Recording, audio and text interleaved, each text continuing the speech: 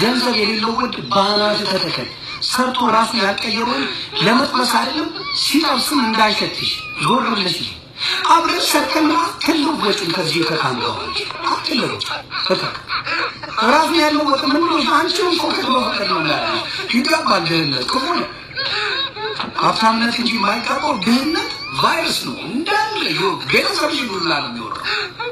እውነቴ ነው። ከዳጋ ነው ማለት አለ ዳባ ይስኩሩ ቀነኒሳ ነው ምን ያለች ባጭሩ ነው ታምራም በቃ እማዬ ነው አትቅረቡ።